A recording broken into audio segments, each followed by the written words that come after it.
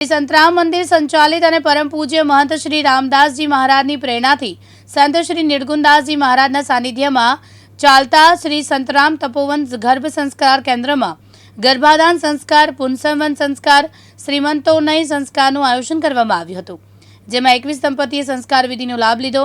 શ્રી સંતરામ તપોવન ગર્ભ સંસ્કાર કેન્દ્ર તથા સંતરામ ચાઇલ્ડ બ્રેઇન ડેવલપમેન્ટ સેન્ટરમાં દર મહિને હિન્દુ વૈદિક સંસ્કૃતિ પ્રમાણેના 10 સંસ્કાર વિધિનું આયોજન કરવામાં આવે છે।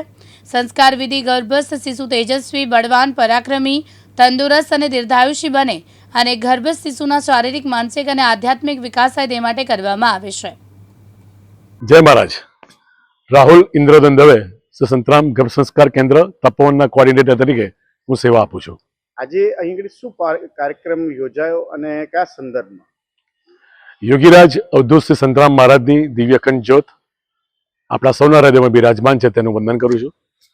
પરમ પૂજ્ય ગુરુ શ્રી રામદાસજી મહારાજની પ્રેરણાથી તેમજ સંત શ્રી નિર્ગુણદાસજી મહારાજના સીધા માર્ગદર્શન હેઠળ ચાલતા શ્રી સંતરામ ગર્ભ સંસ્કાર કેન્દ્ર તપોવન છેલ્લા 11 વર્ષથી તેના નિઃશુલ્ક સેવા યજ્ઞ સાથે જોડાયેલ છે। ત્યારે આજ રોજ તપોવન ખાતે તપોવનમાં આવતી દીકરીઓ માટે જે હિન્દુ વૈદિક સંસ્કૃતિમાં 16 સંસ્કારો છે તે પૈકી 10 સંસ્કારોની વિધિ તપોવન ખાતે કરવામાં આવે છે, જેમાં આજ રોજ તપોવનમાં આવતી 21 દીકરીઓ જે કપલ સાથે પોતાના હસબન્ડ સાથે આજ રોજ પુંસવન સંસ્કાર, ગર્ભાધાન સંસ્કાર અને શ્રીમંતોનયન સંસ્કારમાં ભાગ લઈને આ સંસ્કાર સંપન્ન કર્યા હતા।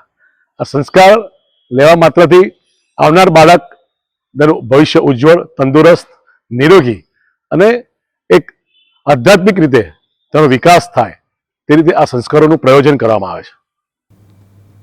તૃષાલ પંડ્યા, દિવ્યાંગ ન્યૂઝ, નડિયાદ।